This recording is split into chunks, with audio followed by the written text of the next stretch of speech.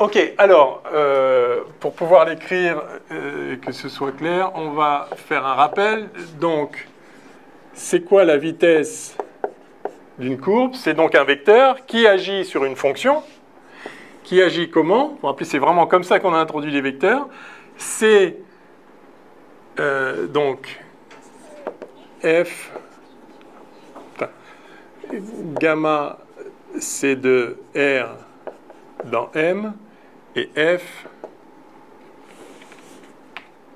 on va faire comme ça. Gamma est une courbe, donc de R dans M, et F est une fonction de M dans R. Donc, par définition, ça, c'est F rond gamma, prime au point gamma de lambda. Enfin, en lambda, pardon. En lambda. D'accord? C'est la définition.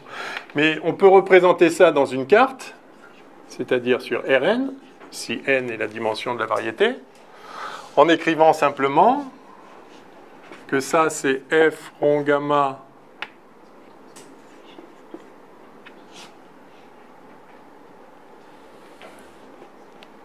attendez.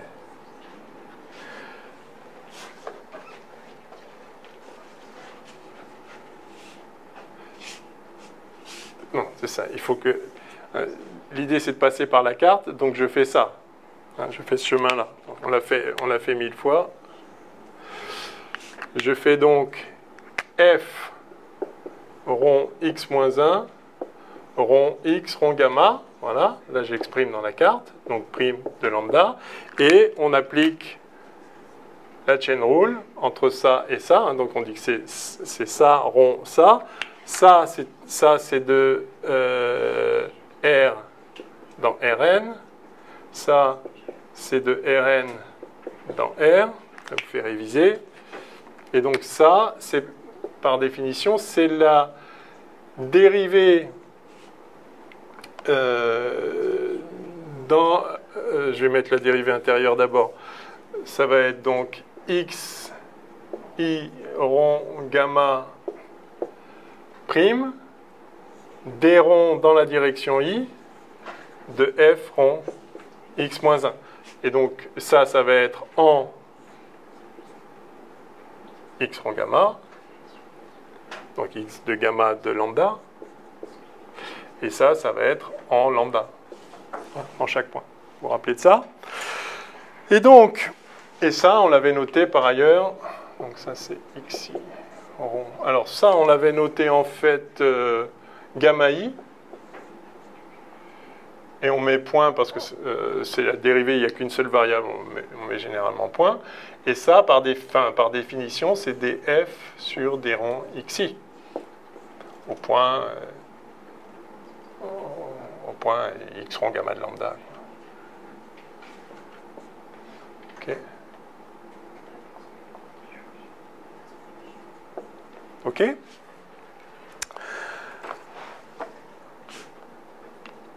Très bien. Donc ça, c'est le gamma, si vous voulez, dans la carte X. Ce sont les coordonnées X. Les coordonnées dans la carte X du point gamma de lambda. OK, donc ça, c'est le rappel de ce que veut dire la vitesse. Et donc maintenant, on va pouvoir écrire ça. Donc on a nabla dans la direction gamma.i d sur dxi. Oui, parce que du coup, si vous isolez f, ça vous donne que v gamma point gamma de lambda, c'est gamma i point de lambda dans la coordonnée x, d sur dxi. Donc on a ici nabla dans la direction de la vitesse, c'est-à-dire dans cette direction-là, de soi-même.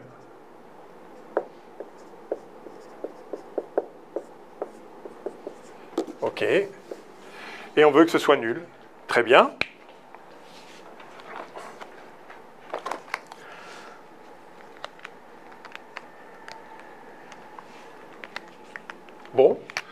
Alors d'abord, nabla, dans cette direction-là, vous vous rappelez que c'est C infini linéaire dans cette slot-là. Donc ça va faire gamma I point... je vais d'abord dériver comme ça. Je vais dire que j'ai la dérivée de ce produit. J'applique la règle de Leibniz. Donc ça fait ça, d sur dxi de gamma point I. Tout ça fois d sur dxi. Plus gamma point I, dérivé dans la direction gamma point I d sur dxi. Oui, alors c'est pas astucieux, je vais changer, je vais mettre un j ici. Ah, c'est des variables, c'est des muettes, donc autant pas prendre le même parce que sinon il va y avoir des collisions d'indices. Donc je vais mettre un j ici et un j là. Voilà, hein, d'accord, vous voyez ce que je fais, j'applique la règle de Leibniz tout simplement. Égale 0. OK? Vous voyez ce que j'ai fait, hein? J'ai la dérivée dans cette direction-là de ce vecteur. Je dérive ces composantes et puis enfin, voilà, j'applique la règle de Leibniz. En fait, on va retrouver la dérivée covariante ici. Parce que ça, c'est quoi ça? Ça, c'est... Donc je peux faire sortir le gamma I point là parce que c'est infini linéaire. Donc gamma point J, gamma point I. Nabla dans la direction d sur dxi de d sur dxj. Et ça, par définition, c'est par définition des coefficients de la connexion. Je dérive un vecteur de base dans la direction d'un autre vecteur de base. Ça donne un nouveau vecteur que je développe sur les vecteurs de base. Et par définition, ça me fait ça, d sur dxk. Dans la direction x. Hein? OK? C'est la définition des gamma. En fait, là, je suis en train de redémontrer la formule de la dérivée covariante. Hein. Vous voyez que j'ai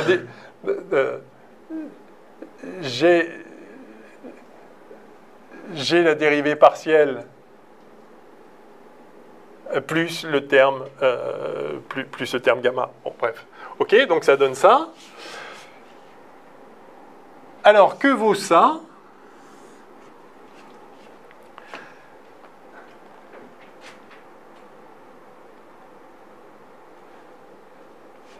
Eh bien, c'est la dérivée, ça c'est toujours V gamma, donc ça c'est nabla V gamma de gamma point J.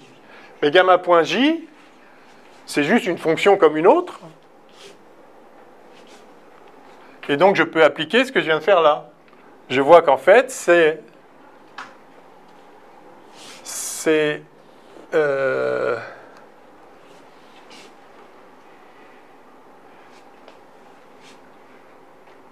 alors, je vais écrire gamma.j.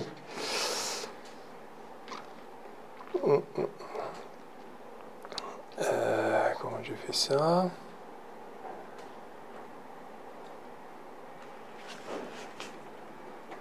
Oui, je vais utiliser ça.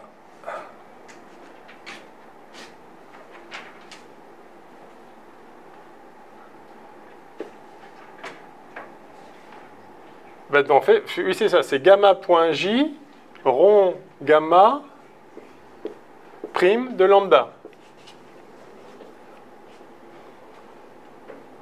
OK.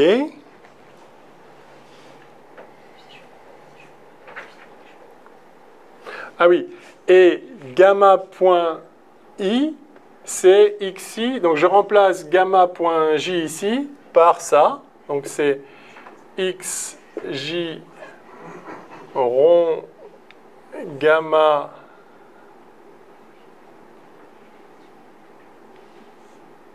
prime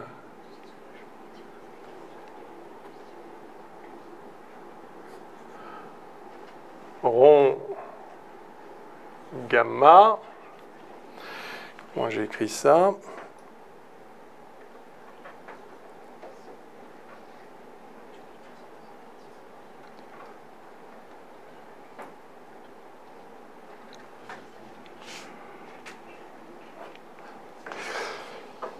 Alors,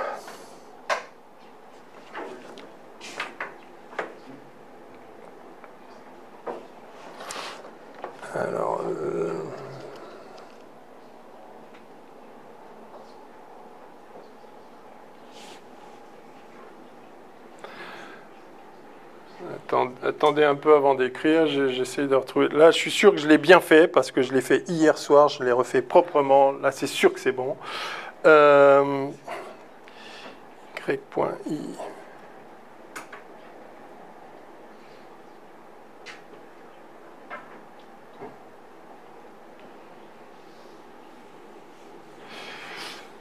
Ce que j'ai noté là, c'est que y.j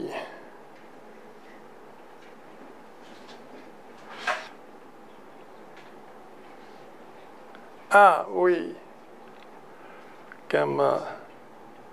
Ah oui. Et donc ce que j'ai fait, ce que j'ai dit, c'est que ce gamma, ce lambda là,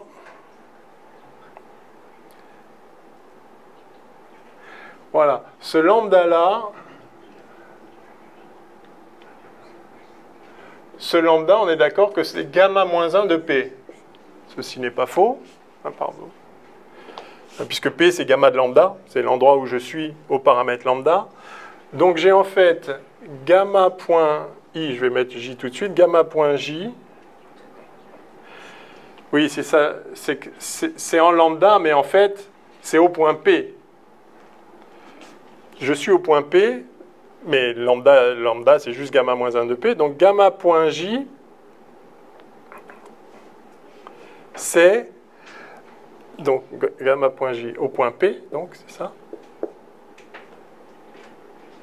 Vous voyez la subtilité, c'est que ce que j'appelle gamma point ici, c'est une fonction du point P, puisque ce sont les coordonnées de, si vous voulez, les coordonnées de ce vecteur-là au point où je me trouve. Donc j'aurais dû mettre P ici. C'est les coordonnées au point P. Puisque c'est un vecteur au point P qui se fiche bien de savoir que c'est un vecteur qui se trouve être la vitesse d'une certaine courbe dont, qui atteint ce point-là en un certain paramètre lambda. Donc gamma.i est défini au point P, et donc ça vaut exactement, par définition, ce qu'on vient de revoir là, c'est x, alors là c'est un j, donc c'est x.j rond gamma prime de gamma moins 1 de P. Voilà. Et donc, si maintenant j'applique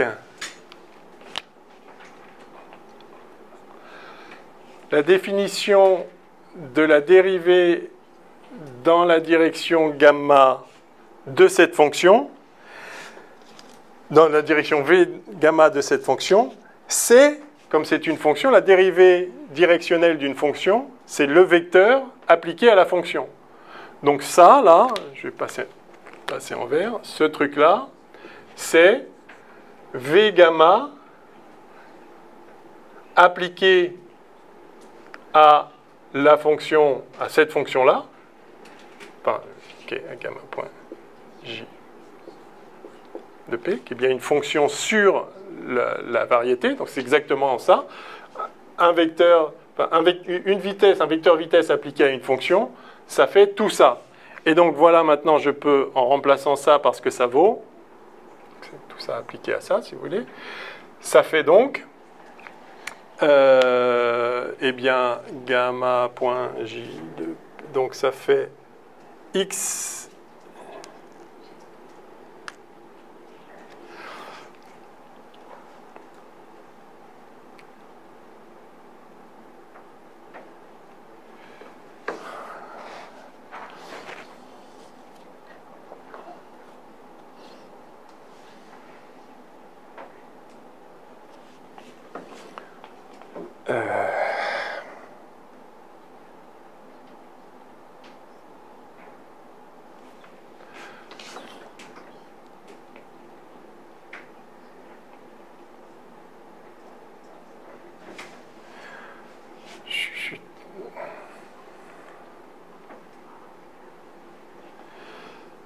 f rond gamma, donc ça fait x.j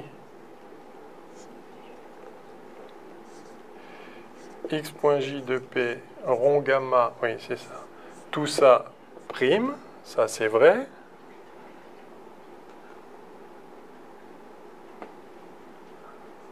Ah voilà. Ok, voilà. Ah bon. Alors, égal. Donc, et maintenant je remplace. Donc ça c'est juste la définition. Et maintenant, je remplace ça par ça. Et donc, ça fait xj rond gamma prime rond gamma moins 1 rond gamma. Tout ça prime. Mais ça, évidemment, c'est l'identité. Et donc, ça fait xj rond gamma seconde. Ah, voilà. Toujours au point P. Et donc ça, c'est gamma j point point dans la carte X. Ok? Oui?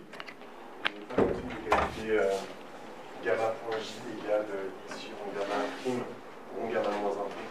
On sait juste dessus. Ça, bah, xj rond gamma prime, c'est déjà censé être gamma point j. C'est comme ça qu'on est passé au tableau de gauche de l'avant-dernière à la dernière. redites ça.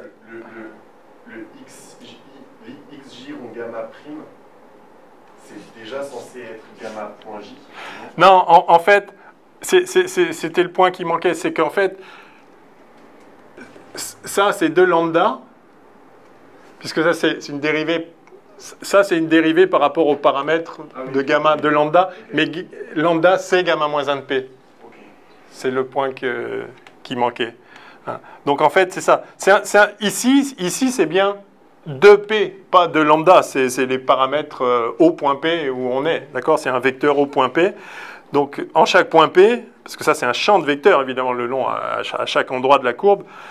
Donc, ça, c'est bien du point p. Donc, c'est pour ça que... Voilà, c'est ça. C'est pas de lambda, enfin c'est de lambda si on vient d'une courbe, mais au point où on est, c'est de gamma moins 1 de p. Enfin c'est lambda, gamma moins 1 de p c'est lambda, mais puisque ça c'est une fonction du point p, il faut que ce soit, c'est une fonction qui prend un point de la variété, donc ça doit prendre un point de la variété. Donc en fait la fonction gamma.j, c'est cette fonction-là. C'est xj rond gamma prime rond gamma moins 1. Et du coup, si on lui applique la vitesse,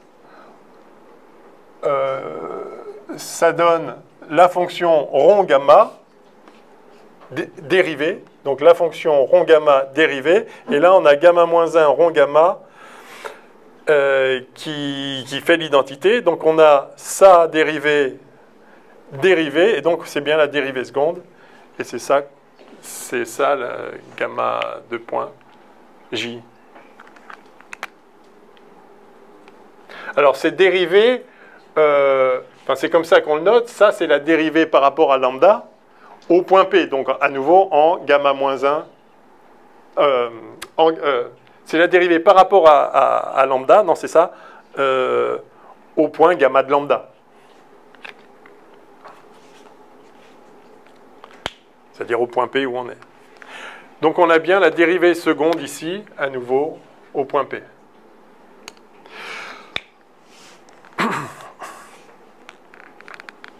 Alors après, vous pouvez l'appeler lambda, enfin vous pouvez dire que c'est au point lambda, au point P. C'est au point P qui a pour coordonnée gamma de lambda.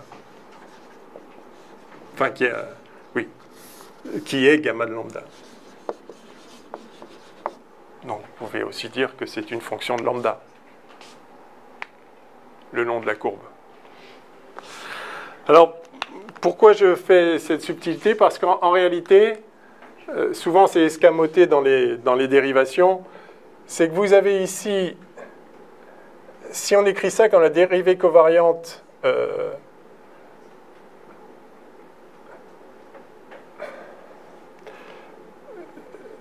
dans une certaine direction d'une fonction, le problème c'est qu'il faut faire attention que cette fonction, elle n'est pas définie en tout point de la variété. Elle est définie que le long de la courbe, évidemment. La vitesse, le champ de vitesse, il est...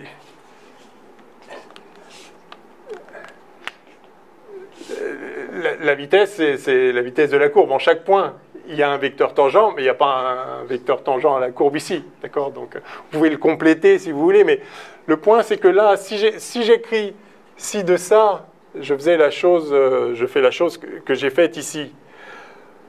Dérivé, je peux dire que c'est gamma i point nabla d sur dxi de gamma point j d sur dxj. Ok, ça c'est vrai. D'accord? J'utilise la C infini linéarité dans cette slot-là. Donc ça c'est vrai. Et après, le problème, c'est que si je dis que ça, c'est du coup... Je fais du Leibniz, je dis que c'est gamma i point d sur dxi, x point j, tout ça d sur dxj, plus ce terme-là. D'accord?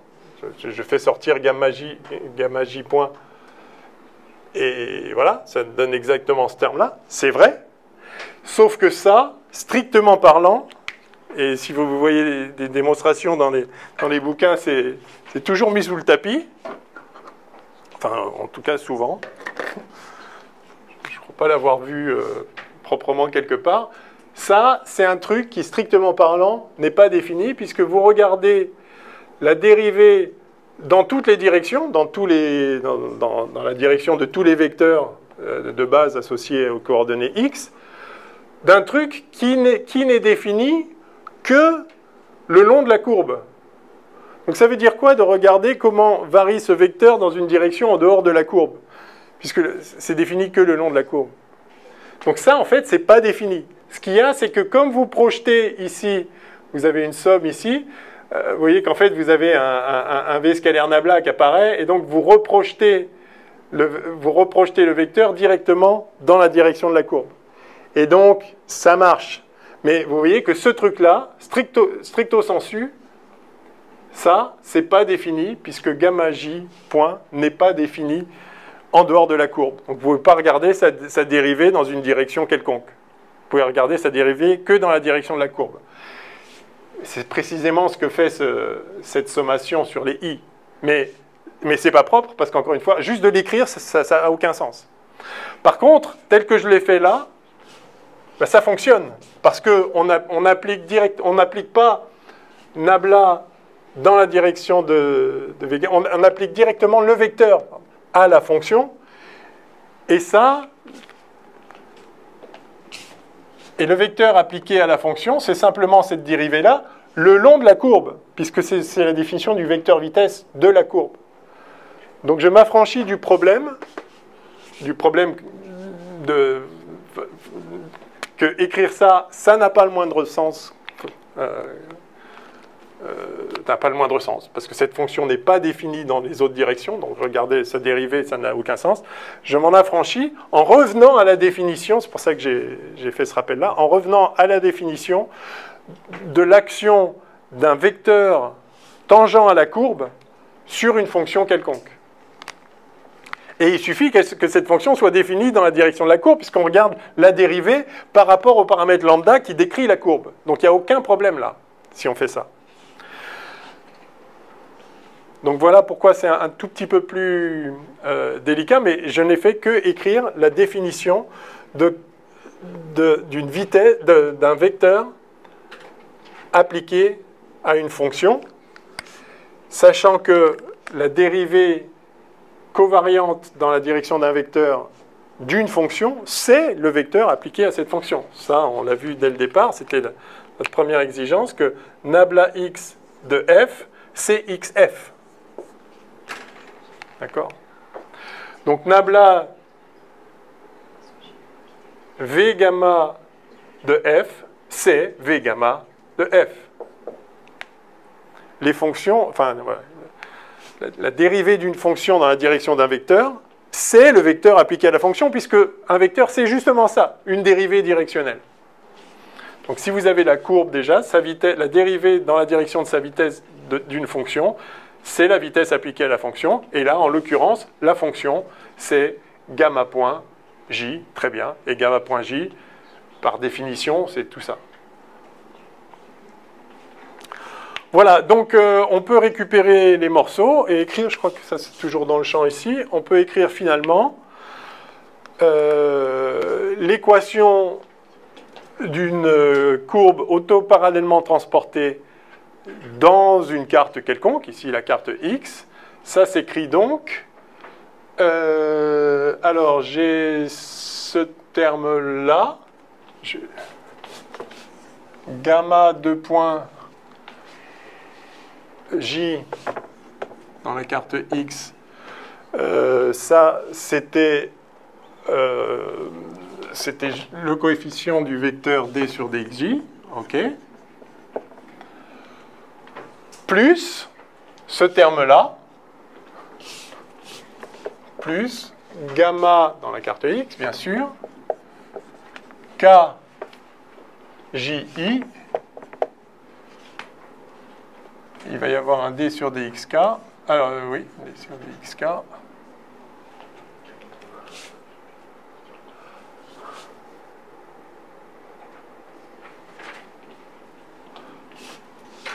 gamma point i, gamma point j. Alors, il y a des collisions d'indices. Je vais changer. Alors, ici, je vais changer. Vous voyez que là, il y a deux indices muets, JJ et KK, mais là, il y a le même. Alors, je vais plutôt mettre, pour pouvoir mettre en facteur le D sur DXJ, je vais appeler celui-là J, J, J, et lui, du coup, il faut que je le change, je vais l'appeler KK. Voilà. K. K. Égale 0. Donc, finalement, vous voyez, donc ça, c'est bien... oui, c'est bien un vecteur, c'est normal, hein, puisque c'est ce truc-là, c'est ce vecteur, donc c'est la dérivée covariante d'un champ de vecteur, c'est un champ de vecteur. Hein. Donc ceci me donne gamma 2 points jx plus gamma j ki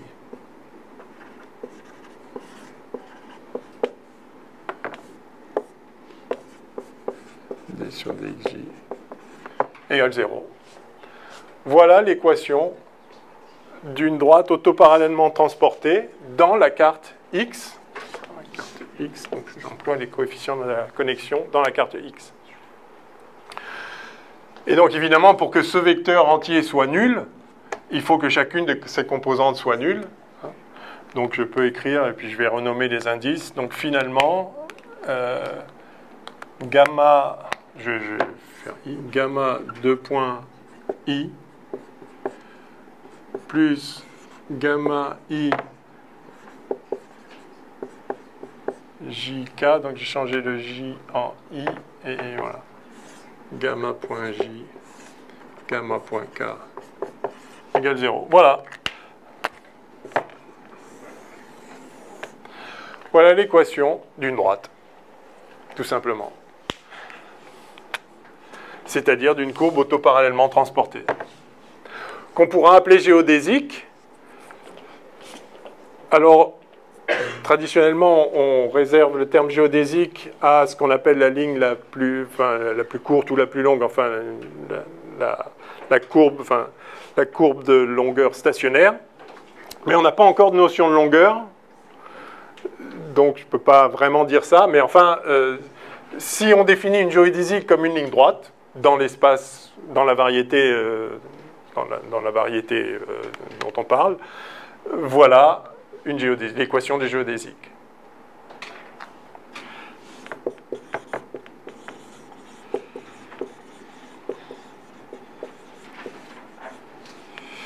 Alors je mets les guillemets parce que pour l'instant, je n'ai pas défini de longueur, mais vous voyez, c'est très important. C'est une ligne droite. Voilà. On peut définir une ligne droite indépendamment d'une notion de longueur. Donc, vous vous rappelez, on a dit dès le tout début du cours, il y a deux façons de parler de ligne droite. C'est je vais tout droit, je ne change pas de direction. Et donc, ça s'est exprimé avec... Maintenant, on a les outils pour l'exprimer. Ça veut dire la dérivée de la vitesse, de la vitesse à la courbe, en chaque point de la courbe, dans la direction de la courbe, dans la direction de la vitesse, c'est nul. Donc voilà, je ne change pas de vecteur vitesse. C'est une ligne droite. Et l'autre façon, c'est de dire c'est la ligne la plus courte, mais pour l'instant, on n'a pas encore les outils pour savoir ce que ça veut dire, puisqu'on n'a pas de notion de distance. Mais maintenant, on va l'introduire. Et on va voir, oui. Et à partir de cette équation, j'ai du mal à voir dans l'espace euclidien l'équation de la droite. Alors, allons-y. Dans l'espace euclidien,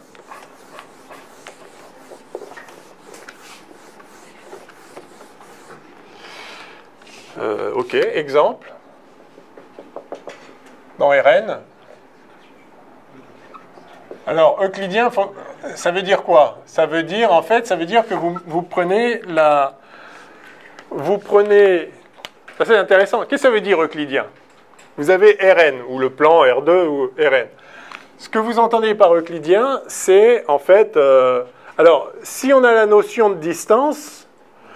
Ça veut dire, je prends, oui, enfin, le théorème de Pythagore avec la métrique qui va bien, la diagonale, etc.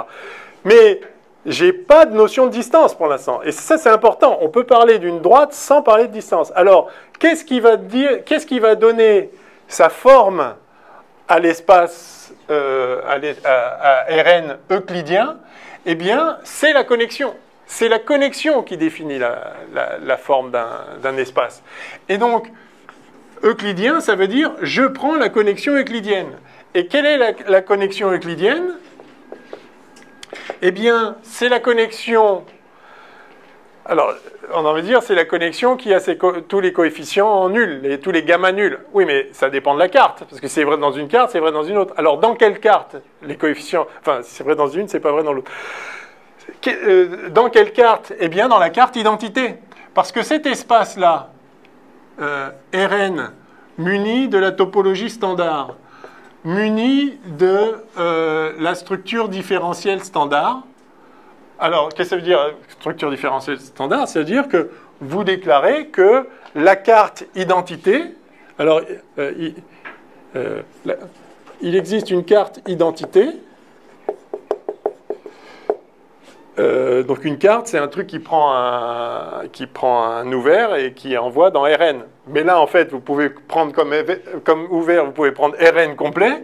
La carte identité, c'est Rn identité, c'est-à-dire qu'à un point x, à un point x1, x2, xn, de Rn, la variété, vous lui associez les coordonnées x1, x2, xn. Dans Rn, image de la carte.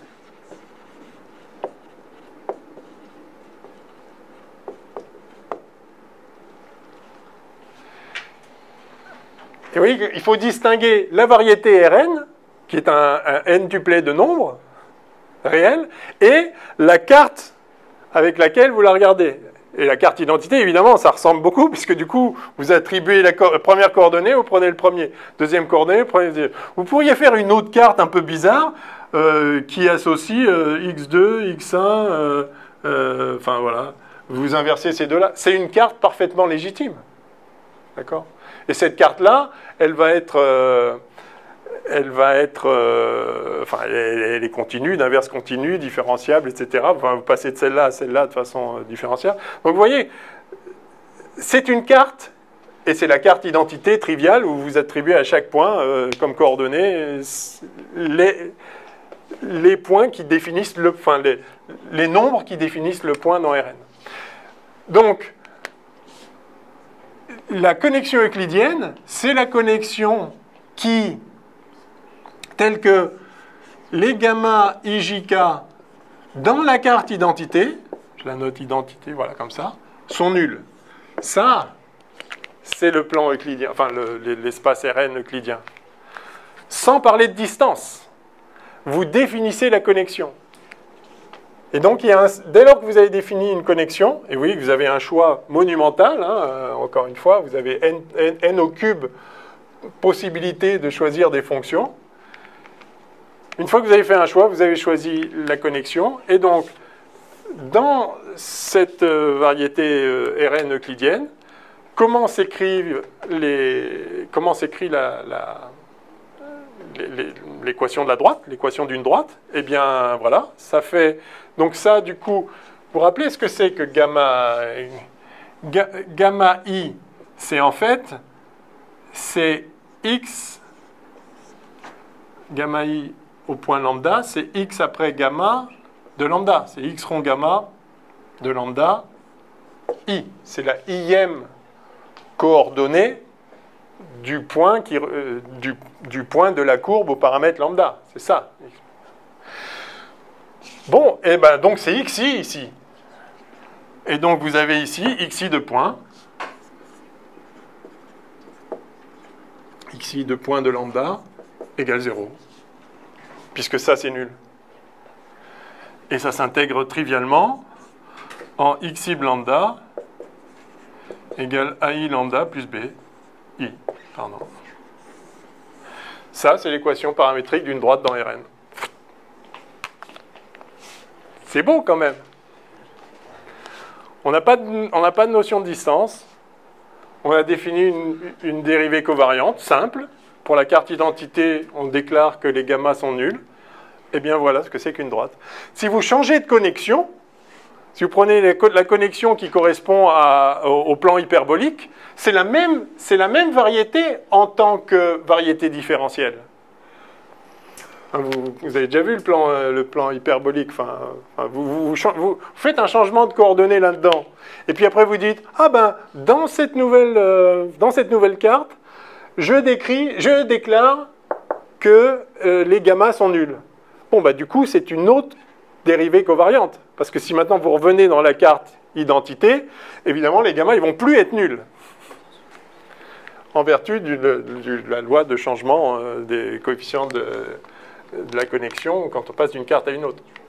Et à ce moment-là, vous avez une autre géométrie. Donc vous voyez que ce qui donne la forme à l'espace, en fait, c'est la dérivée covariante. Ouais. Je ne comprends pas trop l'expression gamma i égale à x rond gamma i dans le sens où c'est pas égal. Enfin, dans le sens qu'on a du coup on a la courbe et à gauche on a la projection des points de la courbe dans la carte. Oui, mais ce qu'on a appelé gamma i quand on a appliqué v gamma de lambda à la fonction f, à une fonction f quelconque, pour définir le vecteur vitesse, on a d'abord... Dans la carte. Ouais, alors on a d'abord dit que c'était f rond gamma, effectivement, prime au point lambda, d'accord? Et après, on a dit, on s'est mis dans la carte, effectivement, et on a dit que c'était f rond x-1 rond x rond gamma prime de lambda, et on a fait la chain rule ici, on a dit que c'était x rond gamma i prime di de f rond x-1 ici en x de p, c'est-à-dire x de gamma de lambda.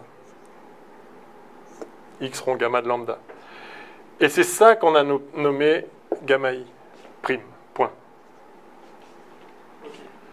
D'accord. C'était juste une notation plus simple pour ne pas trimballer ça, mais c'est effectivement ce qu'on a appelé gamma i point, c'est la dérivée, ou si vous voulez, ce qu'on a appelé gamma i, c'est la ième composante du point gamma de lambda dans la carte X. Ce serait xi, mais c'est le xi du point en question. Okay. Ouais. En fait, j'avais du mal parce que du coup, quand on fait l'intégrale de x, enfin ouais, parce que la vitesse, du coup, ça ne vit pas dans le même espace que Rn, du coup, j'ai du mal à, comme ça, trouver l'équation dans Rn. Oui, bah, ça c'est ce qu'on a... Oui, ça c'est xi, c'est effectivement, c'est je suis dans une carte là. Hein. L'idée, c'est que je suis dans la carte, en l'occurrence dans la carte identité. Donc, ce gamma i là, c'est la coordonnée du point de la courbe que je note habituellement xi. Mais voilà. Parce qu'il voulait voir comment ça se traduit en pratique. Ça répond à votre question? Ouais. Ok. Bon, ben voilà. Donc, on a cette équation de droite. Vous voyez, c'est très simple. Hein. Si les coefficients de la connexion sont nuls, c'est bah oui, standard, accélération égale 0. Sinon, non. En fait, vous voyez que ce qu'on a écrit là, ce n'est rien d'autre, c'est comme ça qu'on l'a obtenu, parce qu'il n'y a pas d'autre définition de ce que c'est qu'une droite. La dérivée de la vitesse dans la direction de la vitesse, c'est nul. Voilà. Et donc, vous voyez en quelque sorte que ça, c'est l'accélération. Alors, si on revient à la physique plus intuitive, une particule libre va tout droit dans l'espace-temps, c'est-à-dire suit une géodésique de l'espace-temps, décrit une courbe qui est autoparallèlement transportée, moyennant un bon choix de paramètres. Alors, quel paramètre ça va être? Parce que si je change de paramètre, je peux sortir de cette équation, on a vu. Hein, si je change de paramètre, je peux me retrouver avec un truc comme ça. Mais si je choisis le bon paramètre, ça marche. Et le bon paramètre, ça va être le temps propre, évidemment, pour une particule massive qui suit sa ligne d'univers.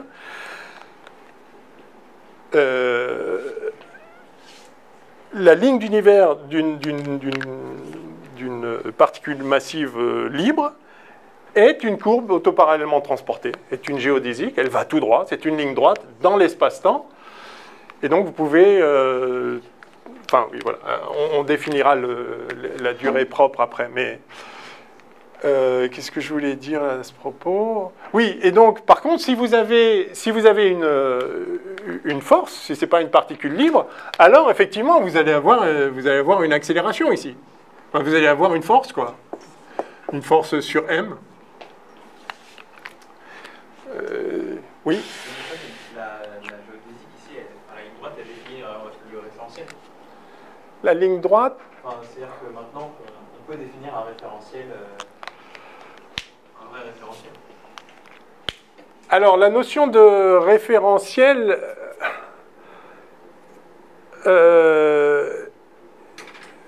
Enfin, j'ai pas besoin de notion de référentiel. Vous voulez dire maintenant, si on se dit qu'on est dans la variété espace-temps et que ça, c'est la trajectoire d'une particule, c'est la ligne d'univers d'une particule, est-ce que ça définit un référentiel? Pas tout à fait, parce que on va voir ça un peu plus tard, le long d'une géodésique, vous pouvez avoir un repère tournant ou pas. C'est-à-dire, vous voyez, c'est-à-dire là, je suis, enfin, si on oublie, mettons que je suis en chute libre, je suis une géodésique, mais si je me lance comme ça en tournant, mais toujours en étant en chute libre, je vais aussi suivre la même géodésique, mais le référentiel, enfin, vous voyez, je ne sais pas si ça répond à votre question, mais voilà. Mais effectivement, le long de chaque ligne d'univers, vous pouvez, on va définir un observateur comme ça, vous pouvez définir une base à 4 dimensions, telle que dans la direction tel que votre vecteur tangent soit dans la direction de ce que vous appelez le temps, et puis vous avez 3 autres directions qui sont l'espace, mais vous pouvez avoir, voilà, vous pouvez avoir des rotations, pas forcément à vitesse constante. Enfin, chaque observateur peut avoir le mouvement qu'il veut. On va y venir. Est-ce qu'il faut faire une pause ou pas? Ah! Ça fait... Ah! Ah non! Bah sinon, on peut juste terminer à midi. Si ouais. Parce que là, on fera une pause. Ouais, sinon... Ok, c'est bon pour tout le monde? Allez, une micro-pause de 5 minutes, une pause technique. Non, pour ceux qui veulent, et on reprend tout de suite. Aïe. Du coup, monsieur, ouais. Ça veut dire que le référentiel, il n'est pas non plus défini par la carte, mais par l'application qu'on lui appose. En fait, la notion de référentiel, est pas une bonne notion, enfin, est une notion qui a déjà volé en éclats, en réalité, en relativité restreinte. Lorsque vous avez en relativité restreinte, vous mettez CT, X, enfin vous pouvez mettre un Y là, je sais pas, on va le mettre à 2 dimensions. Un référentiel galiléen, donc avec le cône de lumière comme ça, un référentiel galiléen est défini par une direction temporelle, comme ça, CT' avec son X' comme ça, vous êtes familier de ça, voilà. Et donc effectivement, ce qu'on appelle référentiel, c'est juste un système de coordonnées particulier. Et référentiel galiléen, c'est un système de coordonnées où les lignes de coordonnées sont des droites. Mais un autre système de coordonnées qui ferait ça, voilà un système de coordonnées parfaitement légitime dans l'espace-temps. Je veux dire, c'est un espace-temps, je prends les lignes que je veux. Voilà un système de coordonnées légitime. À quel référentiel ça correspond, ça? Et ça n'a pas vraiment de sens. Inversement, si vous avez un espace courbe, ou disons, je reste dans l'espace-temps minkowskien. C'est quoi le référentiel? C'est quoi le référentiel donc voilà un référentiel galiléen. Et maintenant, c'est quoi le référentiel qui tourne, donc je me mets dans le plan là, donc je mets 2 dimensions, x, y, et puis là, je prends, donc ça a tourné, y, x, et puis là, ça a encore tourné, x, y, vous voyez ce que je veux dire? Donc, je prends un truc qui tourne. Est-ce qu'on peut parler de référentiel? Vous voyez que ça pose problème parce que le point qui est ici, là, c'est quoi dans ce référentiel-là? Le problème, c'est que si on a envie de définir l'espace dans un référentiel comme l'ensemble des points à distance fixe, c'est comme ça qu'on définit un référentiel. Le problème, c'est qu'en relativité, si je prends le référentiel, si je prends moi comme référentiel et que je tourne, là, vous voyez que Jupiter, qui est là-bas assez loin, quand j'ai fait ça, dans mon référentiel, il s'est déplacé plus vite que la vitesse de la lumière. D'accord? Parce que là, Jupiter est à, je ne sais pas combien de centaines de millions de kilomètres de moi. Et puis là, maintenant, elle est à plusieurs centaines de millions de kilomètres, mais elle était devant et maintenant elle est passée derrière. Donc elle a fait tout un cercle pendant que j'ai fait ça. Dans mon référentiel, elle a fait tout un cercle de centaines de millions de kilomètres en 1 seconde. Et ça, c'est... non. Donc c'est-à-dire qu'en fait... Et pourtant, évidemment, elle ne s'est pas déplacée par rapport à moi plus vite que la vitesse de la lumière, cette planète, parce qu'on est toujours à la même distance, en fait. Donc, il n'y a pas... mais vous voyez que définir un référentiel tournant, rien que ça, en fait, ça ne marche pas. Parce qu'on peut pas rigidifier les points. Enfin, donc, on peut inventer le système de coordonnées qu'on veut, mais parler de référentiel, ça n'a déjà plus de sens, en fait. Sauf pour les référentiels galiléens, parce que là, ok, c'est juste des lignes droites là-dedans. Mais dès lors que... Parce que le référentiel tournant, ce serait un truc avec des coordonnées qui s'enroulent comme ça. Mais qui s'enroulent très loin, elles s'enroulent tellement vite qu'on sort du cône de lumière. Et donc, c'est pas un bon système de... C'est pas un référentiel, mais c'est un bon système de coordonnées, why not? Mais juste, il veut pas dire référentiel. Donc voilà, c'est dangereux cette notion de référentiel, vaut mieux l'oublier, on n'a pas besoin. Par contre, localement, on peut définir une base. Mais c'est pareil, cette idée de référentiel, c'est toujours un héritage de l'idée qu'on peut définir des points avec des distances, des vecteurs, des coordonnées dans un espace de façon absolue. Mais en fait, sinon, localement, on peut parler de vecteurs, mais pas à l'échelle de... Enfin, pas dans un espace courbe, ça n'a vraiment pas de sens. OK. Ah, alors...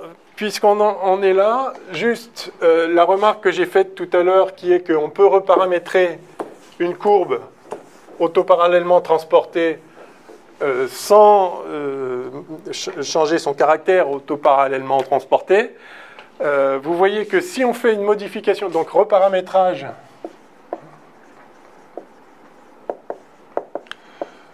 reparamétrage lambda donne lambda tilde égale A lambda plus B.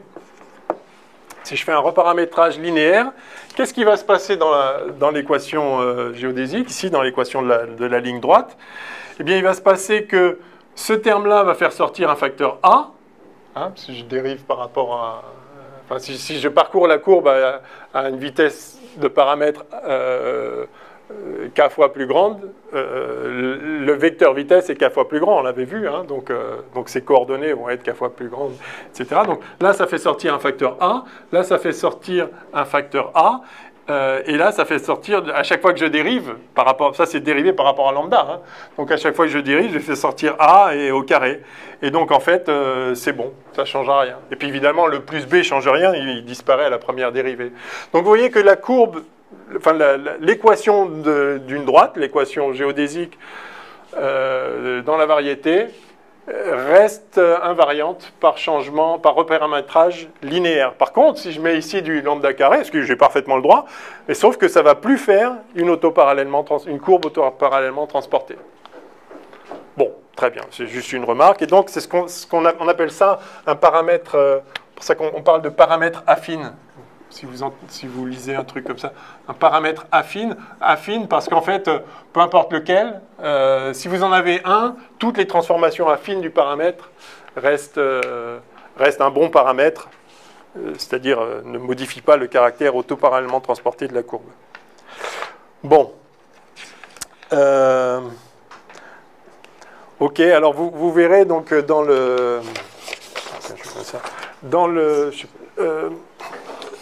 même si vous n'avez pas besoin de... mais il y a des trucs intéressants. Dans l'exercice 3, c'est un exercice sur la sphère ronde. Alors ça fait toujours rire un peu, la sphère ronde, comment il y a des sphères par ronde. Oui, bien sûr, il y a des sphères par ronde. La sphère ronde, c'est en tant que variété différentielle, c'est d'abord un ensemble avec sa topologie et son atlas c'est infini. En tant que variété différentielle, cette sphère-là, que je représente ici dans un espace, en perspective, mais dans un espace à 3D, et cette sphère-là, c'est le même objet. C'est strictement le même objet. C'est pas à peu près le même, c'est le même. Topologiquement, c'est la sphère S2. Vous pouvez mettre les mêmes coordonnées là-dedans et faire une correspondance binivoque. Enfin, le fait que je l'ai représenté avec une certaine forme dans l'espace 3D, c'est complètement arbitraire. Ça aussi, c'est la même sphère. C'est le même ensemble. C'est une représentation différente du même objet. Il n'y a absolument rien de distinguable entre ces choses-là. Ce qui donne une forme à l'objet, qui permet de dire que ça, c'est différent de ça, c'est si je lui mets ici une connexion qui dit comment un vecteur se transporte parallèlement. Parce qu'évidemment, ici, si je transporte ce vecteur parallèlement là, et si je le fais là, ici, je peux attribuer, je peux dire que ce point-là, pour coordonner θ phi, ce point-là aussi θ phi, et puis θ phi. Voilà. En tant que variété différentielle, je peux, enfin,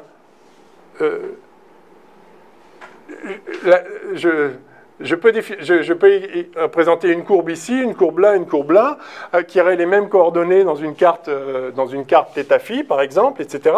Et tout ce qui est vrai là est vrai là est vrai là. Si je cherche pas à dire, si je cherche pas à dériver des vecteurs, la fonction, une fonction f que je définis sur cette sphère, je peux définir la même ici, je peux définir la même là, c'est-à-dire c'est une fonction qui va de S2 dans R, d'accord? C'est le même S2, d'accord? C'est le même ensemble espace topologique. C'est le même S2, c'est la même fonction, et je vais définir un vecteur sur cette variété-là, d'accord, si j'oublie ça, un vecteur sur cette variété-là, il va être défini par son action sur sur les fonctions. Ça va, enfin, donc si c'est la vitesse gamma d'une courbe, enfin, ou si vous voulez, enfin oui, bon, ça va être f rond gamma prime, enfin, voilà, etc. C'est exactement la même chose. Maintenant, si je veux dériver des vecteurs, alors j'ai pas assez de structure là-dedans pour dériver un vecteur. Je dois ajouter une connexion. Et une fois que j'ai défini une connexion, alors je peux dire que ce vecteur-là, si je le transporte le long de cette courbe-là, celui-là, enfin voilà, que cette courbe-là est parallèlement transportée. Par contre, du coup, celle-là, enfin, si je fais une bijection entre ici et là, est-ce que ça sera encore parallèlement transporté? Ça dépend de la connexion que j'ai définie là. Donc vous voyez que c'est la connexion qui définit la forme de l'espace en fait. Tant que je n'ai pas mis de connexion, c'est S2. S2 topologiquement, quoi, c'est une sphère. C'est une sphère topologique, d'accord? Et c'est le même espace topologique ici, là, là et là. Je peux le déformer comme je veux, ça ne change pas la notion de voisinage. Donc, une courbe continue ici sera continue ailleurs. Il n'y a pas de forme dans un espace topologique. Ce qui donne de la forme à un objet, à une variété, c'est sa dérivée covariante. Jusqu'à un espace, on ajoute une connexion. Du coup, ça a quel nom? On passe de variété à un autre objet? Parce que comme du coup, on avait la variété avec du coup, ses points, sa topologie et son atlas. Ouais. Et quand on rajoute une dérivée covariante, est-ce que du coup ça change de nom? On appelle ça une variété avec connexion. Ok, juste ça. Ouais, juste ça. Vous aviez une question, non? C'était juste, ouais, enfin, là, du coup, il n'y a pas de l'argument derrière, c'est pas de conservation du genre ou quoi que ce soit. C'est encore autre chose. Conservation du genre, vous voulez dire topologique? Non, non, là c'est la même topologie. Effectivement, si je prends un tore, ça, c'est plus la même topologie. Ça, c'est pas S2 topologiquement. Mais tout ça, c'est le même espace. C'est S2. Là, je l'ai représenté en le plongeant dans un espace extérieur. Et donc, je lui donne une forme parce que je m'appuie sur l'idée, enfin, sur la notion enfin, sur la métrique de l'espace R3, en l'occurrence, métrique avec sa connexion. Donc, je lui donne une forme. Mais si je décris ça intrinsèquement, ces trois choses-là sont strictement la même chose. Jusqu'à ce que je mette une connexion. Alors là, c'est pas pareil. Parce que si je mets une connexion, je dis comment se dérivent les vecteurs et comment se propagent, enfin, comment se transportent parallèlement les vecteurs. Et en particulier, la courbure va être différente. Ici, je vais avoir une courbure qui va être la même partout. Ici, non. Donc, c'est-à-dire, si je fais une courbe fermée comme ça, en le propageant là-dedans, autoparallèlement, là-dessus, on avait vu qu'on était revenu avec le vecteur orthogonal. Si je fais le même ici, ça ne va pas être pareil, ici non plus, a fortiori, etc. Donc, la connexion donne une forme au sens où ça définit comment transporter parallèlement les vecteurs le long d'une courbe donnée. Et on va introduire maintenant le tenseur de courbure, mais le tenseur de courbure va pouvoir être dérivé de la connexion, en fait. D'accord? Bon. OK. Donc voilà, on a une connexion, on a du transport parallèle. Donc je pourrais vous donner la connexion de la sphère ronde, par exemple. Alors, je ne vais pas le faire parce que c'est un des exercices, mais on va voir comment obtenir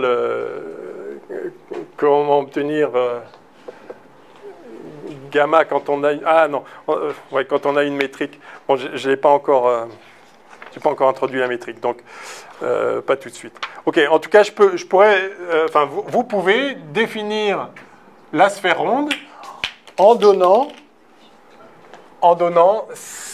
la connexion dans une carte particulière. La carte particulière, là, par exemple, si vous prenez les θ-phi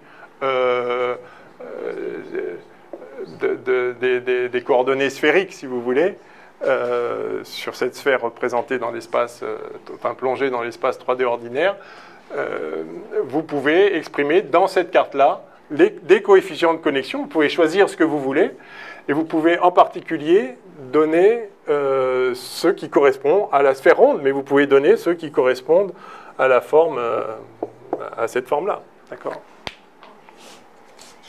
Ok, allez. Donc, troisièmement, courbure de Riemann.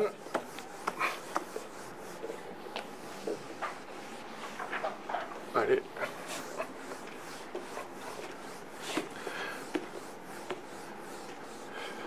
Donc, j'ai déjà un peu commenté la motivation de cette, enfin, l'idée derrière la courbure.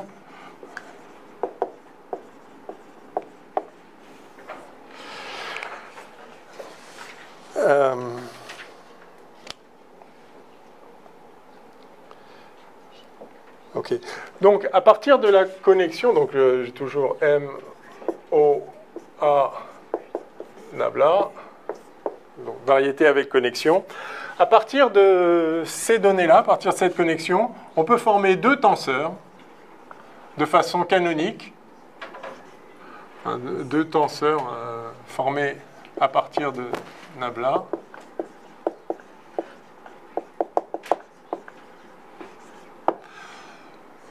Le premier, c'est la torsion.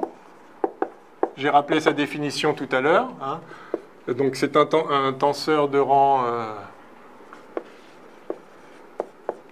1, 2. Hein.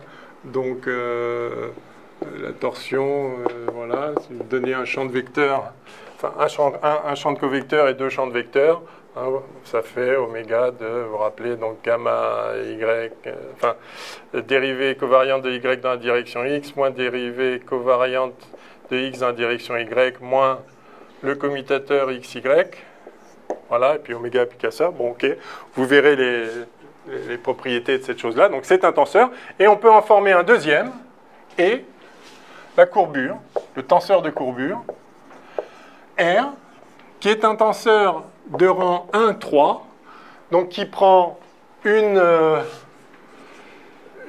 forme linéaire, enfin un champ de covecteurs, et puis, alors, traditionnellement on fait ça comme ça, 3 champs de vecteurs, Z, X, Y, et c'est défini de la façon suivante. Alors, c'est un tenseur, donc ça doit faire un nombre réel. Donc, ce que je vais faire, c'est que je vais appliquer oméga à un certain champ de vecteurs que je vais former à partir de ça. Et grosso modo, enfin, pour le dire un peu de façon légère, le tenseur de courbure représente comment les dérivées covariantes ne commutent pas. Alors, vous allez avoir nabla x, nabla y, z. Donc vous avez le champ de vecteur z. Donc vous prenez la dérivée covariante dans la direction y, puis vous prenez la dérivée dans la direction x de ce que vous avez obtenu, moins vous le dérivez dans la direction x, et puis donc ça fait un champ de vecteur à nouveau que vous pouvez à nouveau dériver dans la direction y, bien sûr, moins la dérivée, toujours du même champ de vecteur, dans la direction commutateur de xy. Hein, donc je vous rappelle la définition de commutateur de xy, c'est bien un champ de vecteurs qui, appliqué à une fonction, par définition, donne le champ de vecteurs appliqué à la fonction obtenue par l'application du champ de vecteurs, moins y de xf. Voilà. Donc voilà la définition, tout simplement, du tenseur de Riemann. Alors, ce qui est remarquable, c'est que c'est bien un tenseur. Alors, je vous encourage à le montrer. Dans la feuille, je vous fais démontrer que le tenseur de courbure est bien un tenseur, mais vous pouvez vous amuser à aussi montrer que ça, c'est bien un tenseur. Ça veut dire quoi, c'est un tenseur? Ça veut dire que c'est multilinéaire, c'est C infini linéaire, C infini de M linéaire dans chacune des entrées, en chaque entrée. C'est-à-dire si vous faites R de oméga plus F fois sigma, ça va donner R de oméga machin plus F fois R de sigma machin. Voilà. C'est linéaire dans chaque entrée. Voilà. Donc c'est la définition, très bien. Alors, ce que ça représente algébriquement,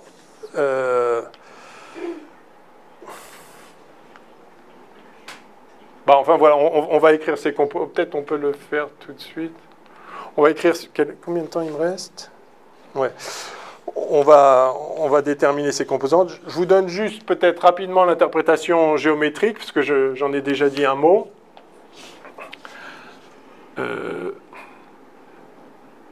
Donc, j'ai un vecteur ici, en un certain point, et je le transporte parallèlement le long de cette courbe. Donc là, dans la direction D sur dxi. D'accord? Donc ça, c'est une courbe de coordonnées xi. D'accord? Donc le vecteur D sur dxi, c'est le vecteur tangent à cette courbe-là, bien sûr. Hein, on a vu ça. Et puis après, arrivé ici, j'ai une courbe yi ici. Je transporte ce vecteur parallèlement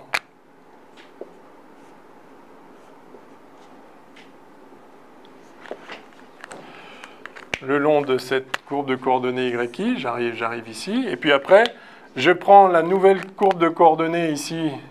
Alors c'est toujours la i, mais c'est pas la même valeur de xi, mais c'est une courbe de coordonnées xi. Je suis en xi plus delta xi, si vous voulez. C'est-à-dire c'est une autre valeur de la variable xi. Hein. C'est pas un vecteur déplacement, hein, c'est juste une autre valeur de la coordonnée. Il y a des coordonnées, en chaque point il y a une certaine valeur de xi. Donc voilà, c'est la courbe de niveau, si vous voulez, de la fonction xi. Je reviens là, je propage parallèlement ici le long de cette courbe-là.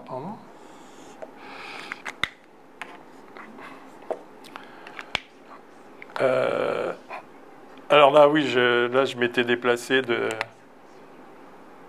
Enfin, oui, je m'étais déplacé de delta y j, enfin y, non, pardon, de delta xj, voilà. Comme ça, j'ai mis y, je voulais mettre xj. C'est une autre coordonnée de la même carte, bien sûr, sinon ça n'a pas de sens. Et voilà, j'ai ici un... voilà, j'ai un xj, donc là j'ai un certain xj, puis là j'ai un plus delta de xj, voilà, pardon, comme ça.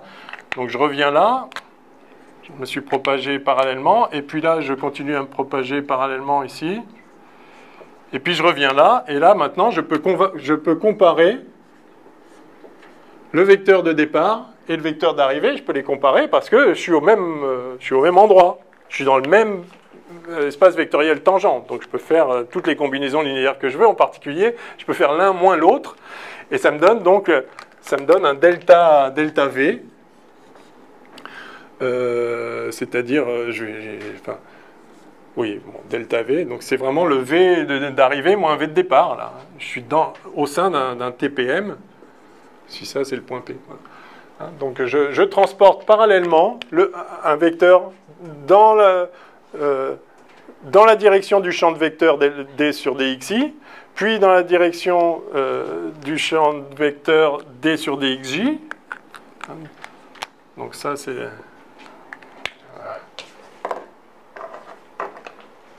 Bon, attends. Donc ça, c'est D sur dxj, ces vecteurs-là, là. Et ça, c'est D sur dxi. Oui, enfin, là, j'ai noté, voilà. Donc je fais ça, je le transporte parallèlement là, et quand je reviens, éventuellement, il a tourné. Et donc, il y a une matrice, si vous voulez, qui vous fait passer de avant à après. C'est un vecteur, donc j'ai une application linéaire qui fait passer du vecteur du départ au vecteur d'arrivée. Eh bien, pardon, R, alors... Voilà si vous voulez, la matrice de passage du vecteur de départ au vecteur d'arrivée. C'est un tenseur de rang 1, 1. Je prends un vecteur, je donne un vecteur. D'accord. Enfin, on avait vu que on peut représenter une application linéaire comme un tenseur 1, 1. Vous vous rappelez. Je prends un vecteur, j'en ai un vecteur. Eh bien voilà, donc ça, si vous voulez, c'est le vecteur, alors, ouais. Le vecteur de départ. Et ça va être le vecteur à l'arrivée. Non, pardon, B. En quelque sorte, c'est ça. Mais ça va être proportionnel au delta xi, delta xj, là.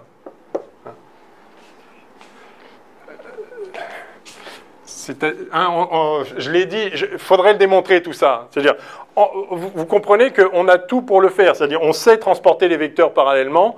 Je peux faire ce transport parallèle sur cette courbe-là en faisant tendre le delta x vers 0 et delta y vers 0. Et vous le faites, c'est-à-dire, vous le faites au premier ordre, c'est-à-dire on laisse tomber les ordres, les termes d'ordre supérieur, c'est-à-dire vous faites la limite quand delta x, xi et delta xj tendent vers 0, vous allez voir que vous obtenez un truc qui est proportionnel à ça, donc c'est proportionnel à l'aire de la courbe que vous avez enserrée. Il suffit de le faire vraiment, je ne vais pas le faire en détail, mais vous obtenez ça, et vous avez donc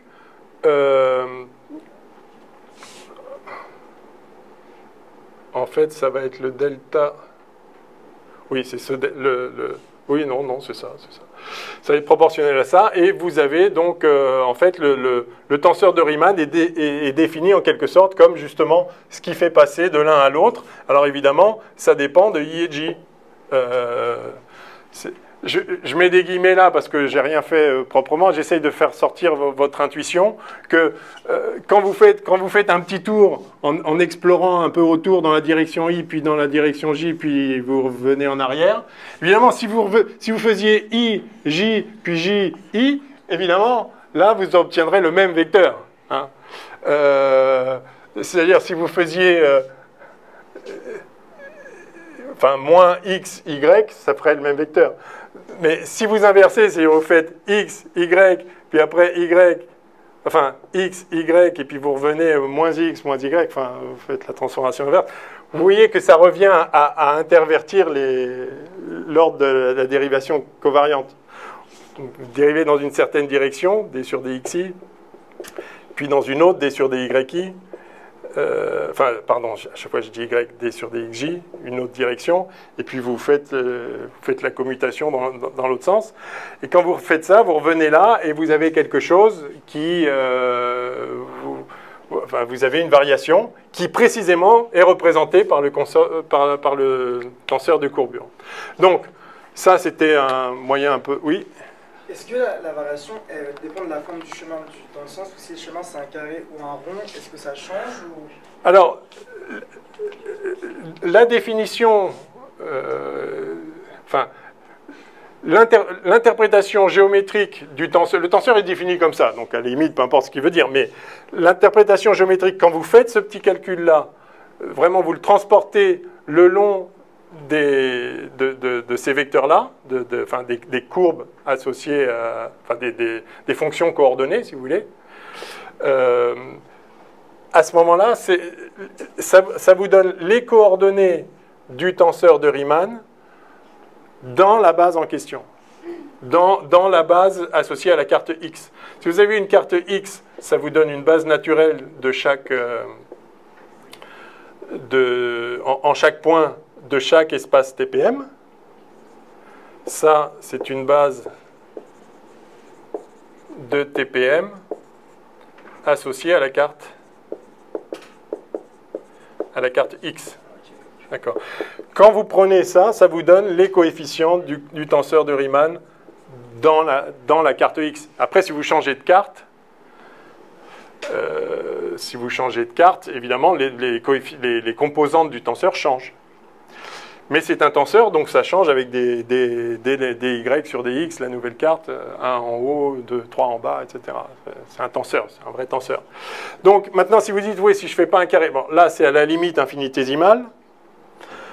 Mais si vous ne faites pas un carré, oui, bien sûr, vous pouvez dériver, vous pouvez ici dériver, si vous voulez, on va calculer tout de suite les composantes R, A, B, I, J. Ces composantes, ça va être, par définition, ça va être dxa. Je remplace oméga. Pardon. Par définition, ça, c'est dxa, d sur dxb, d sur dxi, d sur dxj. Vous êtes d'accord avec ça? Les coordonnées du tenseur par multilinéarité. Maintenant, si je fais R de oméga A dxa, xb, d sur dxb, pareil, etc. Par multilinéarité, ça va me faire oméga A xb, yc... Ah, pardon, c'est un z d'abord, pardon. zb, x, y. Je vais faire sortir tous les coefficients par multilinéarité, et il va me rester justement ça. Et donc, c'est bien le coefficient. Donc, ces coefficients correspondent à, quand on se déplace dans la direction, avec le champ de vecteurs, quand on dérive ce champ de vecteurs-là dans la direction de celui-là, puis de celui-là, etc. Si vous voulez vous déplacer en biais ou suivre une courbe qui n'est pas linéaire, très bien, il y aura des... Enfin, qui n'est pas... Oui, qui change de coordonnées. Voilà, vous pouvez appliquer ce tenseur à n'importe quel champ de vecteurs après. Donc vous n'êtes pas obligé de suivre une courbe particulière. Ça, c'est un tenseur qui est défini sur l'ensemble de la variété, mais en chaque point, ça vous donne le oméga en ce point-là, parce que tout ça, c'est des champs. L'oméga en ce point-là, appliqué à la dérivée de ce dans cette direction-là, etc., etc. Enfin, vous voyez, c'est un tenseur qui s'applique n'importe où. Mais sa signification géométrique, c'est effectivement que ça quantifie, en quelque sorte, la variation du vecteur quand vous faites une courbe fermée. Localement. Ça c'est défini localement. En chaque point, vous avez la valeur de ce tenseur. C'est un champ de tenseur, hein, bien sûr. Tout ça, c'est des champs tensoriels en chaque point. Tout ça, c'est des champs covecteurs, vecteurs. Je voulais dire un autre truc. Oui, donc ce tenseur de Riemann quantifie de combien vous revenez pas sur vos pieds quand vous avez transporté un vecteur. Et on peut le voir aussi en disant que ça quantifie de combien les dérivées convariantes ne commutent pas, en fait. Si vous mettez dans une base, justement, si vous mettez dans une base comme ça, dans une base de coordonnées, donc dans une carte, si vous voulez, dans une carte, en fait, ça c'est 0. Dans une carte. Pourquoi? Parce que si, encore une fois, dans une carte, si vous prenez les vecteurs comme ça coordonnés, le commutateur d sur dxi, d sur dxj, appliqué à une fonction f, ça fait quoi? Vous voyez, par définition, ça fait d sur dxi de df sur dxj moins d sur dxj de df sur dxi. Donc ça fait d2f sur dxi dxj moins d2f sur dxj dxi. Mais en dérivée partielle, c'est évidemment ça commute. Donc ça fait 0. Donc dans une carte, c'est-à-dire si vous regardez les coefficients dans une carte, les coefficients par définition, c'est quand vous l'appliquez au vecteur de base. Si vous prenez les vecteurs de base associés à une carte, ce terme-là dégage, et donc vous voyez qu'en fait, ça vous donne, le tenseur de Riemann, c'est simplement l'échec à la commutation des dérivées covariantes. Et tout ça, enfin, vous devez sentir que ça revient, ça revient à cette le non-retour sur soi quand on fait dans un sens ou l'autre.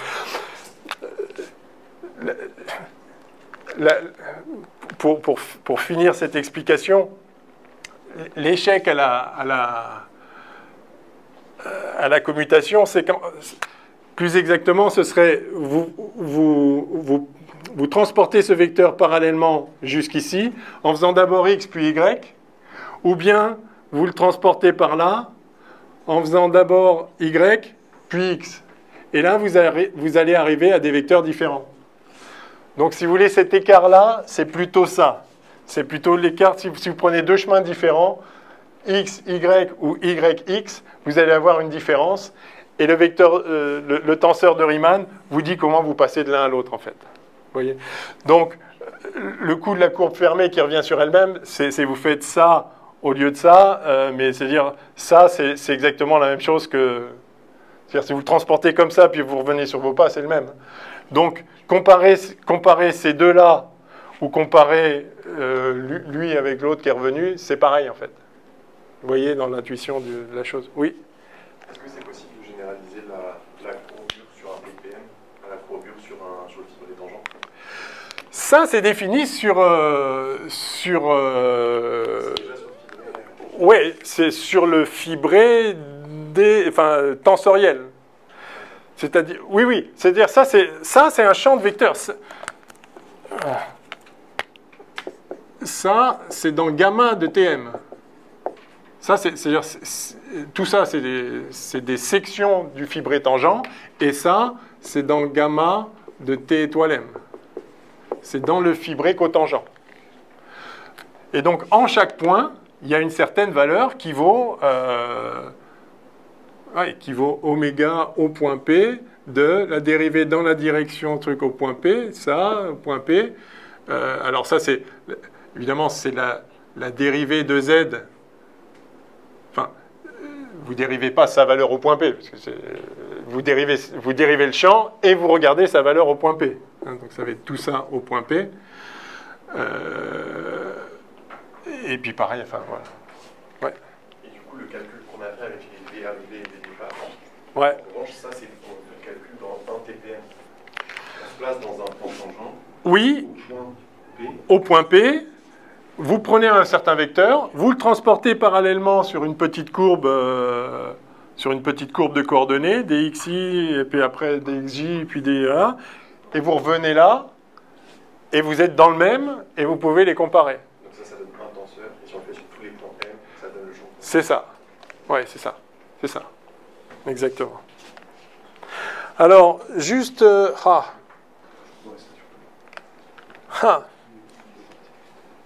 Allez, je le fais vite fait. Non? Si, allez. Non, parce que, juste, vraiment, ça va être rapide. Sauf si je me plante. Non, mais là, je ne vais pas me planter, c'est sûr. Je cherche les coordonnées, justement, les composantes du tenseur de Riemann dans une base particulière. Donc, petit nombre, juste comme ça, voilà. Si, donc, allez, dans une carte. Donc, dans une carte.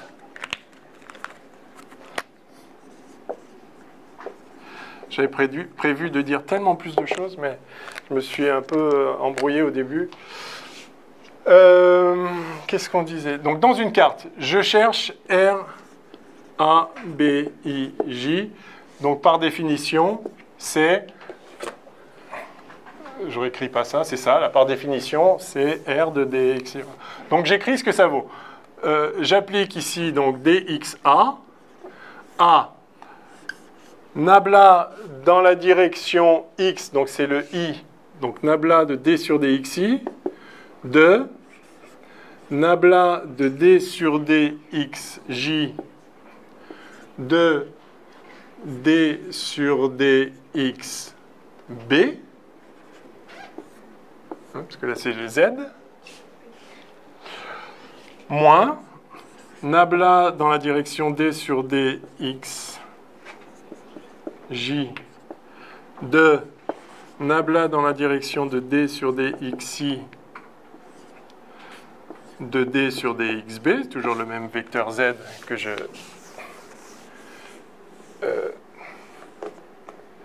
dérive, enfin le même champ de vecteur z, moins nabla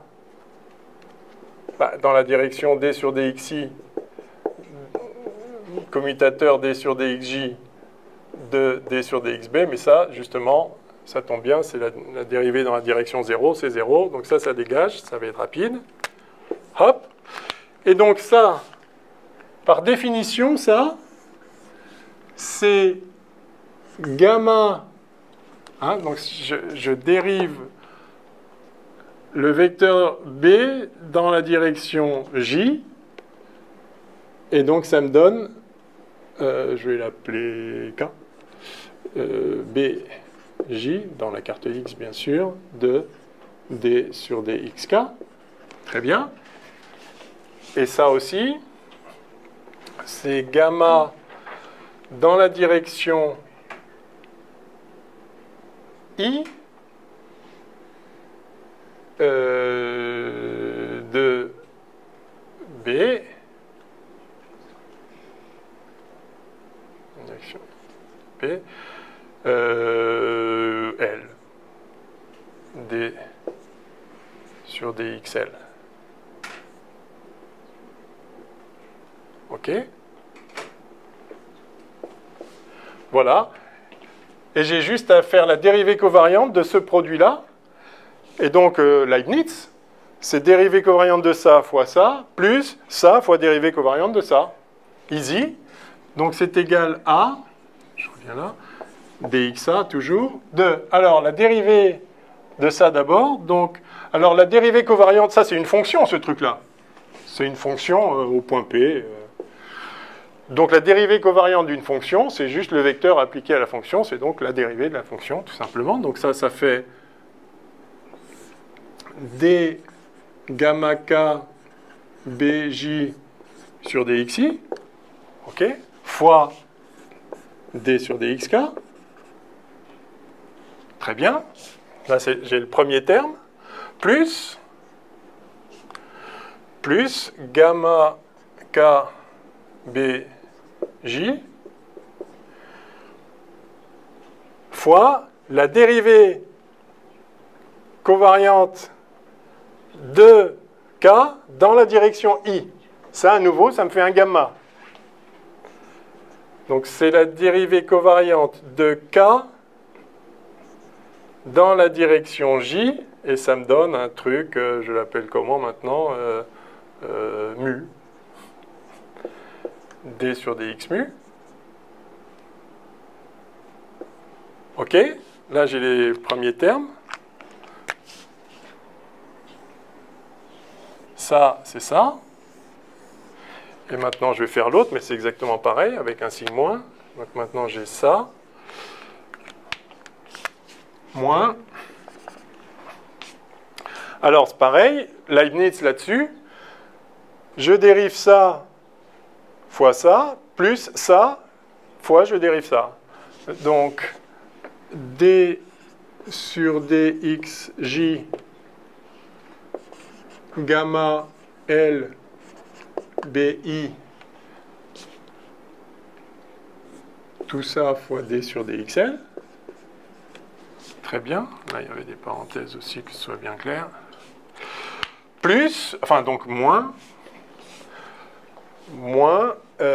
gamma L BI, à chaque fois je suis dans la carte X, de la dérivée covariante du vecteur L dans la direction J, c'est donc gamma du vecteur L dans la direction J. Je me trompe, c'est bien la direction J, oui, c'est... Oui.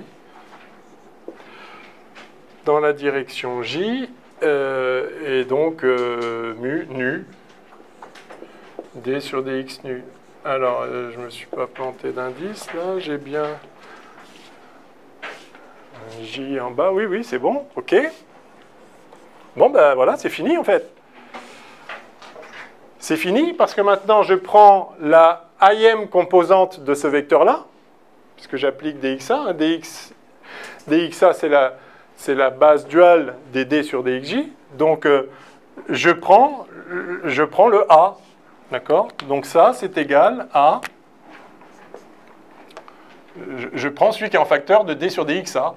Donc c'est d sur dxi gamma a bj. Ici. Là, je prends celui qui est sur a, donc c'est... Enfin, je vais prendre celui-là d'abord, peut-être. Moins d, je prends le a aussi, d sur dxj de gamma a bi, ok, plus ça, plus gamma k bj gamma, je prends le a kj, plus, moins, je prends le a aussi, gamma l bi, gamma a lj. Et ben voilà. Ça valait le coup. Donc, R, A, B, I, J, c'est égal à ça. Donc, vous voyez, on a pu dériver très simplement, hein, en appliquant la définition. Les composantes du vecteur, du tenseur, c'est le tenseur appliqué au vecteur de base. Alors, au covecteur et vecteur de base ici, puisqu'on est un tenseur de rang 1, 3. Et on obtient ça en vérifiant quand même. On a un A en haut ici. C'est bon là, là aussi, parce que le K disparaît. On n'a bien qu'un A en haut, et là, les L disparaît. Très bien. On a un B en bas. Oui. On a un I en bas. Oui. Ha! C'est déjà d'ici qu'il n'était pas bon. Oui, c'était la dérivée de celui-là. Non. J, c'est lui qui est pas... Merde. Ha! Lui, c'était bon. C'est lui. C'est la dérivée dans la direction I. Ha! Repéré. Vous voyez, il faut toujours vérifier ça. Donc, c'est celui-là qui est un I. Non, c'est l'autre qui est un I, pardon. Si, c'est ça. Si, c'est ça. C'est celui-là qui est un I. Voilà. Et là, il y a un I. Et puis J. Les L s'en vont, les K s'en vont. Tout est bon. Voilà. Donc, vous voyez qu'on peut exprimer le tenseur de courbure directement à partir des coefficients de la connexion. Autrement dit, la courbure n'a rien à voir avec la métrique, ou etc. La courbure est donnée par les coefficients de la connexion. Vous donnez une connexion, vous avez la courbure. Alors évidemment, si vous dérivez la connexion d'une métrique, alors ok. Ce qu'on verra, c'est que, ayant une métrique, pour l'instant on n'a pas parlé de métrique du tout, il n'y a pas de longueur, il n'y a rien de tout ça. Si vous avez une métrique, vous pouvez fabriquer une connexion telle que, c'est ce qu'on verra la prochaine fois, donc, telle que la ligne droite fabriquée à partir de la connexion, ce soit exactement la géodésique fabriquée à partir de la métrique. C'est-à-dire que vous pouvez vous débrouiller, si vous avez une métrique, pour que le chemin le plus court soit aussi la ligne droite. Vous avez une notion de ligne droite qui est donnée uniquement par la dérivée covariante, et vous avez une notion de chemin le plus court ou chemin stationnaire qui est donnée par la métrique. Vous pouvez, il se trouve que on peut le faire, on peut se débrouiller pour que les deux coïncident. Et c'est ce qu'on fera. Mais pour définir une ligne droite, vous n'avez pas besoin de métrique. Et pour définir la courbure, vous n'avez pas besoin de métrique. Il vous suffit d'une dérivée covariante. Si vous avez une métrique, vous pouvez fabriquer une dérivée covariante, mais vous n'avez pas besoin d'une métrique pour le faire. Et voilà le résultat. Bon, allez, je m'arrête là. Vous pouvez vérifier, si ça vous amuse, que si vous passez, ça c'est dans la carte X, si vous passez à la carte Y, vous savez comment chacun de ces termes-là se transforme. Vous pouvez vérifier que ça se transforme bien comme il faut, comme les composantes d'un tenseur. Mais ça revient à vérifier que ça, c'est bien multilinéaire dans chacune des slots, ce qui n'est pas totalement immédiat Mais enfin, ce qui se fait bien, je vous encourage à le tenter. En tout cas, dans la feuille, je vous demande de le faire pour le tenseur de torsion. C'est un tout petit peu plus simple. Allez, stop. Ouais, bon, on a presque fini ça. En fait, on a fini ce chapitre. Ah, mais c'est beau. On a fini ce chapitre. Donc, la prochaine fois, chapitre 6, métrique et géodésique. Oui.